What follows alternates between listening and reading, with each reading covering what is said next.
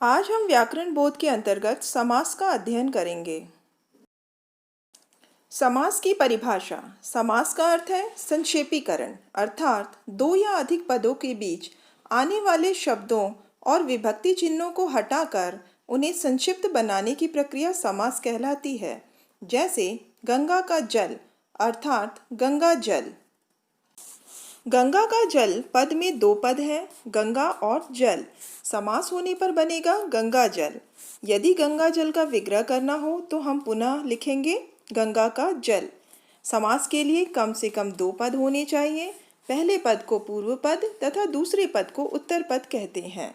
समास होने पर दोनों पद या अन्य अधिक पद मिलकर एक संक्षिप्त रूप धारण कर लेते हैं। समास प्रक्रिया में बीच की विभक्तियों का लोप हो जाता है।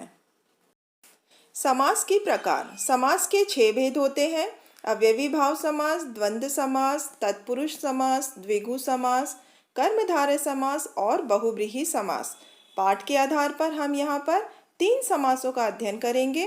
पहला अव्ययी भाव समास, दूसरा द्वंद्व समास और तीसरा तत्पुरुष समास। अव्ययी भाव समास। अव्ययी भाव समास को समझने से पहले हमें समझना होगा अव्यय को। अव्यय वे शब्द होते हैं जो लिंग, वचन, कारक, काल, पुरुष के कारण कोई परिवर्तन नहीं आता, जो सदा मूल रूप में बने रहते हैं। जैसे साथ, तक, जी, श्री, ही, तो, सो, भर, प्रति, मात्रा, यथा। अव्ययी भाव समास की परिभाषा।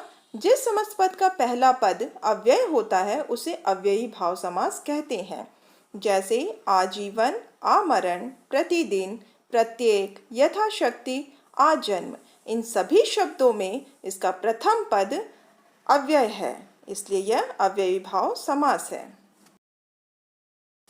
द्वंद्व समास। परिभाषा। जिस समस्त पद में दोनों पद प्रधान हो वहां पदों के बीच योजक चिन्ह का प्रयोग किया जाता है, उसे द्वंद्व समास कहते हैं। इन दो शब्दों के बीच और, या, अथवा आदि का लोप होता है। जैसे भूख प्यास का विग्रह होगा भूख और प्यास। अन्य उदाहरण इस प्रकार है। अन्न जल, नर नारी, माता पिता, देश विदेश, दो चार, लाभ हानि। इन सभी शब्दों के बीच योजक चिन्हों से ये जुड़े हुए हैं, अतः इनका विग्रह और, या, अथवा द्वारा हो रहा है। अतः यहाँ पर ये सभी शब्द द्वंद्व समास के उदाहरण हैं। तत्पुरुष समास। परिभाषा। जिस समस्त पद में उत्तर पद प्रधान होता है तथा पूर्व पद गौण होता है, प्रायः इन दोनों शब्दों के बीच कारक चिन्हों का लोप हो जाता है। जैसे गौशाला का विग्रह होगा गौ के लिए शाला। अन्य उदाहरण स्वर्गगत, रोगमुक्त, पाठशाला, धर्मभ्रष्ट, अमृतधारा, कार्यकुशल और अधर्म। ये सभी उदाहरण तत्पुरुष समास के हैं। अगर इनका विग्रह किया जाता है तो इनमें कारक चिन्हों का प्रयोग होता है।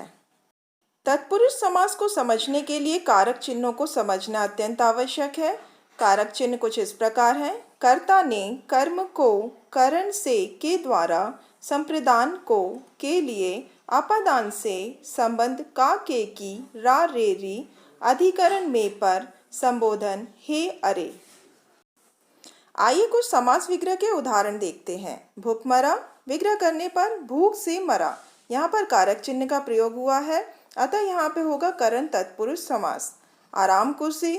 आराम के लिए कुर्सी। यहाँ पर भी के लिए कारक चिन्ह का प्रयोग है, अतः संप्रदान तत्पुरुष समास। व्यवहार कुशल। व्यवहार में कुशल में कारक चिन्ह का प्रयोग किया गया, अतः अधिकरण तत्पुरुष समास। खाना पीना। खाना और पीना। यहाँ पर और द्वारा विग्रह किया गया है, अतः यहाँ पर ये द्वंद्व समास का उदाहरण है। प्रतिदिन। विग्रह करने पर हर दिन। यहाँ पर प्रति प्रथम पद अव्यय है, इसलिए यह होगा अव्ययी भाव समास। भरपेट। पेट भर कर। यहाँ पर भी भर शब्द अव्यय है, इसलिए यह भी अव्ययी भाव समास का उदाहरण है। इस प्रकार हमने यहाँ पे समास के बारे में जाना और उसके 3 प्रकार को समझा। धन्यवाद।